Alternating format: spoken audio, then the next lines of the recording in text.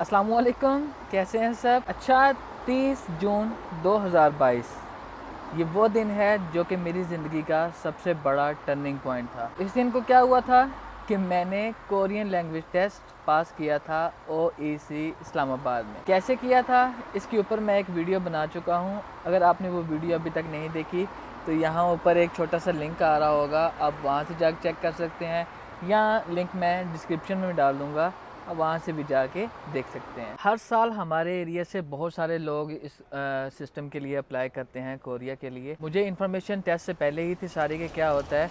असल में test pass करने के बाद आपको इंतज़ार करना होता है पासिंग लिस्ट लगने का। पासिंग लिस्ट लगने के बाद आपकी स्किल टेस्ट की डेट आती है, आपको स्किल टेस्ट देना होता है। स्किल टेस्ट में ये है कि वो आपके थोड़ा बहुत लैंग्वेज चेक करते हैं और आपकी फ़िज़िकल फ़िटनेस वगैरह चेक करते हैं काम के लिहाज से। फिर उसके बाद जो पास होते हैं, जो आगे निकल जाते हैं, उनका रिज़ल्ट शो होता है, और जो फेल होते हैं उनका रिज़ल्ट शो ही नहीं होता। तो हमारा सीन कुछ ऐसा था कि 2022 में, इससे पहले तो कोरोना चल रहा था, कोरोना का सीज़न था, जिसकी वजह से बहुत कम कोटा पूरा हो रहा था। तो उन्होंने क्या किया कि हमारा स्किल टेस्ट ख़त्म कर दिया। उन्होंने कहा कि जल्द से जल्द प्रोसीजर हो और ज़्यादा से ज़्यादा लोग जो हैं वो इस सिस्टम में इंटर हो जाएं। तो हुआ कुछ यूँ कि अगस्त के एंड तक हमारे टेस्ट चलने थे और सितंबर 20 को हमारी आगे जाके मेरिट लिस्ट लगनी थी। मेरिट लिस्ट इसलिए लगनी थी कि उनको जितना कोटा चाहिए था उसके मुताबिक वो बंदे रख लें और बाकी जो हैं वो निकल जाएँ। लेकिन हुआ कुछ ऐसा कि बहुत कम लोग पास हुए और हमारे जो पासिंग मार्क्स थे वो 110 ही रहे।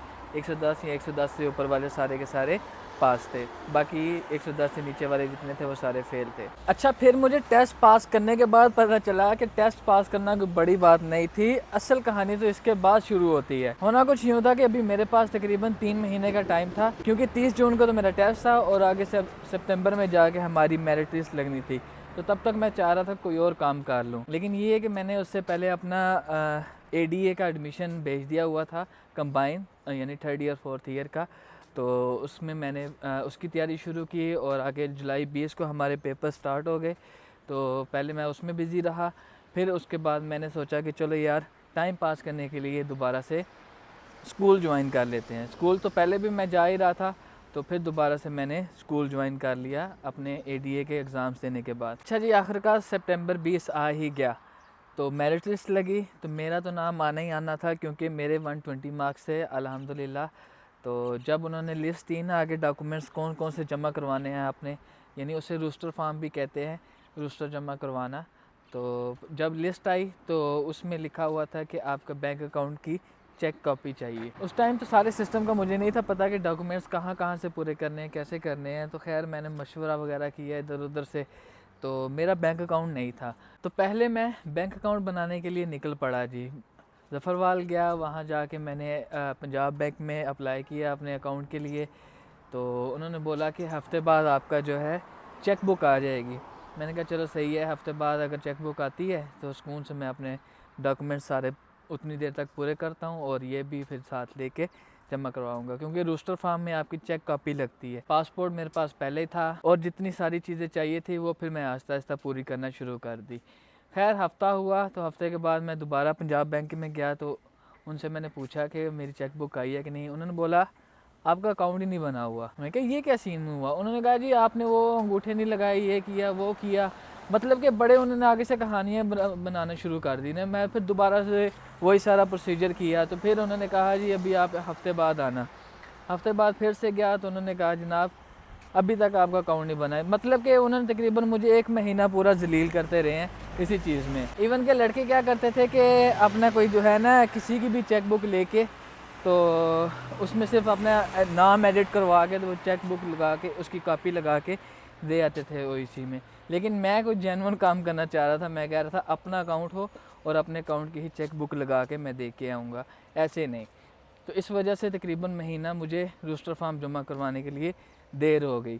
मेरिट लिस्ट लगने के बाद तकरीबन आपके पास 90 दिन का टाइम होता है रूस्टर फार्म जमा करवाने का, तकरीबन 90 दिन का टाइम होता है।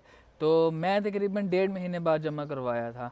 आहिस्ता आहिस्ता बाद में मुझे जाके पता चल गया था कि यार अच्छा किया लेट रोस्टर फॉर्म जमा करवाया। डॉक्यूमेंट्स लेट जमा करवाने का फ़ायदा ये होता है कि उतना ही आपका टाइम जो है वो ज़्यादा आगे निकल जाता है। तो उस दौरान मैंने अपना मेडिकल वगैरह करवाया लाहौर अल नूर मेडिकल लैब से। उस दौरान मैंने अपना मेडिकल वगैरह करवाया और बाकी जितने सारे डॉक्यूमेंट्स से लेके मैं लाहौर ओईसी पहुंच गया डॉक्यूमेंट्स जमा करवाने के लिए। अच्छा, जब लाहौर ओईसी में गए अपने डॉक्यूमेंट्स जमा करवाने के लिए तो उन्होंने 2-3 रोस्टर फॉर्म दिए जिसके साथ आपने अपने सारे डॉक्यूमेंट्स अटैच करने थे।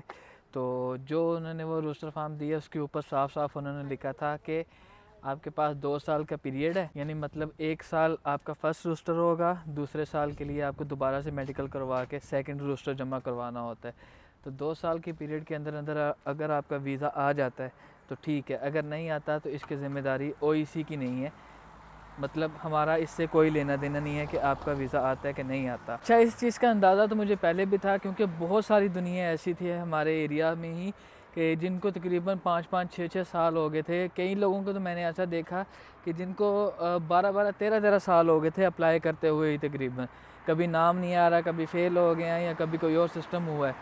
तो ये चीज़ जब मैंने वहाँ पे पढ़ी ना कि हमारा कोई लेना देना नहीं है आपका वीज़ा आता है या नहीं आता। असल में ये सीन है ना कि यहाँ पे कंपनी मालिकान ने है आपको सिलेक्ट करना होता है। अगर ये आपको सिलेक्ट कर देते हैं तो आपका वीज़ा आ जाता है, अगर आपको सिलेक्ट नहीं करते तो आपका वीज़ा नहीं आता। ओवरऑल साउथ कोरिया की कंडीशन थोड़ी सी डाउन ही चल रही है। ये 2022 से आगे आगे फैक्ट्रीज़ में काम इतना नहीं है। जब मैंने ये चीज़ पढ़ी ना तो मेरे जहन में एक कशमकश सी पड़ गई, पता नहीं अब नेक्स्ट क्या होना है, वीज़ा आएगा भी कि नहीं आएगा।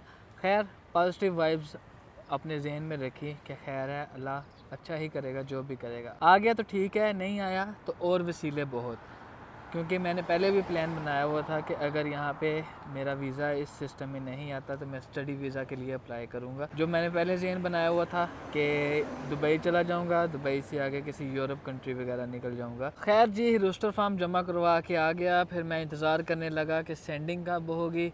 इन्होंने रोस्टर फार्म को सेंड करना होता है साउथ कोरिया में HRD, तो HRD में सेंडिंग होती है, फिर उसके बाद आपकी मंजूरी होती है। तो तकरीबन दिसंबर में मेरी सेंडिंग हो गई थी।